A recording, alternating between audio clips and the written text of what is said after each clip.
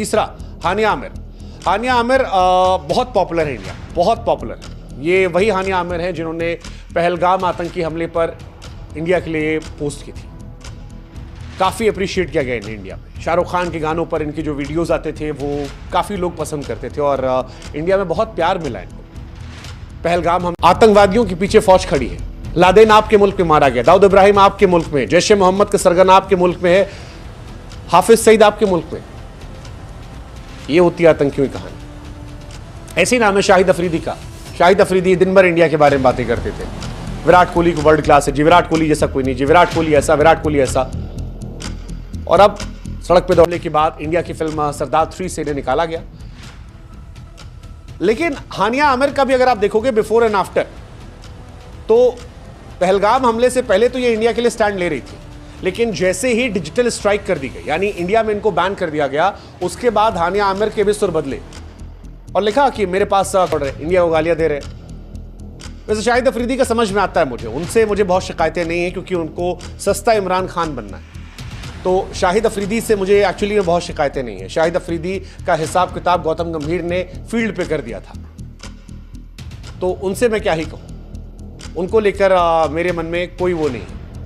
कई और भी एक्ट्रेस है, मावरा, सनम तेरी कसम, एक पिक्चर चली और उसी एक पिक्चर के इर्द गिर्द उनकी पूरी जिंदगी रही। लेकिन मावरा जैसे ही पहलगाम हमला हुआ तब तो मुंह में दही जमाए बैठी थी, लेकिन जब उस हमले के बाद इंडिया ने जवाब दिया तो मावरा ने भी अपने मुंह से जहर निकलना शुरू कर दिया। सनम तेरी कसम 2 में इन्हें काफी लोग लेने के लिए कह रहे थे, लेकिन इन मोहतरमा ने इतना जहर उगला, इतना जहर उगला कि उस फिल्म के एक्टर हर्षवर्धन ने कह दिया कि अगर ये काम करेंगे तो मैं नहीं करूंगा। अंदर जहर भरा है, अंदर वाले जहर को आप कैसे निकाल दो। यही काम फवाद खान का भी है।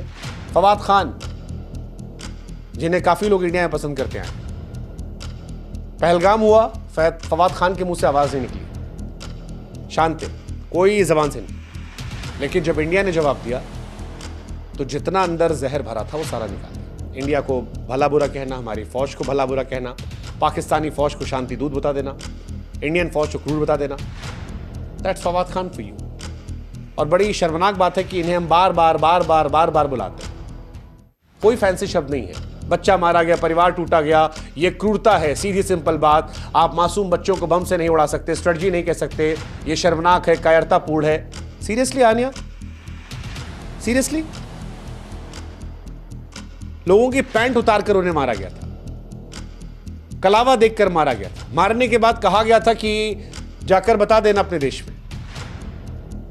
आपके देश ने इस ऑपरेशन के बीच में गुरुद्वारे पर हमला किया है और आप कह रहे हो कि कायरता हमारे यहां से हो रही है, बच्चों को हम मार रहे हैं। सीरियसली आप कैसे भूल जाते हो कि आपके देश में इतना फर्क होता है। लेकिन अब बारी आपकी है। इफ्फी वासी से लेकर हानिया आमिर तक और भी जितने भी पाकिस्तानी कंटेंट क्रिएटर हैं, उनको अब आपको एक्सपोज करना है। भारत ने इनके चूल्हे जलाए थे, ये भारत को जलाने की तमन्ना रखते हैं। अब आपको समझना है कि आपके तरह है, क्योंकि जो लोग भी वीपीएन लगाकर इनके वीडियोस देख रहे हैं या फोटोज लाइक कर रहे हैं, थोड़ा सा रिस्पेक्ट जगाइए। इनका असली चेहरा हमने देखा है। ये हमारे देश, हमारी सेना, हमारे शहीदों का अपमान कर रहे हैं। इनका बॉयकॉट कीजिए, इनके वीडियोस मत देखिए, इनके गाने मत सुनिए, इनकी फिल्में मत देखिए, क्योंकि जो अपने देश का नहीं वो किसी का नहीं हो सकता। खासतौर पर करण जौहर एंड कंपनी, आपको देखना चाहिए कि जिस फवाद खान को आप हिंदुस्तान में लाकर नाम देते हैं, सम्मान देते हैं, पैसा देते हैं, वही फवाद खान हिंदुस्तान को लेकर क्या कुछ कहते हैं। उनकी प्रायोरिटीज क्लियर है कि जब जहां पर बात मुल्क की होगी वहां पर कोई नहीं है। क्या आपकी प्रायोरिटीज क्लियर है? ये सोचने वाली बात है। चाहे हानिया आमिर हो, फवाद खान हो, माहिरा खान हो, या कराची के वो 2 गिरगिट वासे इफ्फी, शाहिद अफरीदी, या और भी जो पाकिस्तान के कंटेंट क्रिएटर, स्पोर्ट्स पर्सनालिटीज, ये सब वो लोग हैं जो भारत के प्यार और पैसे पल पलने वाले हिपोक्रेट थे।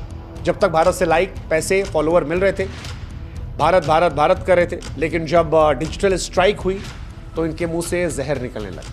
ये भारत को गालियां दे रहे हैं, हमारी सेना, सरकार को बदनाम कर रहे हैं।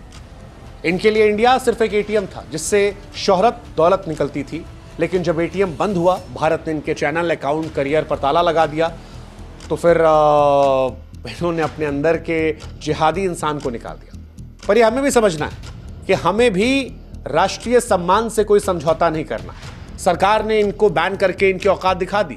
ये बताया कि झंडे में चांद लगाने वालों और चांद पर झंडा गाड़ने वालों में कितना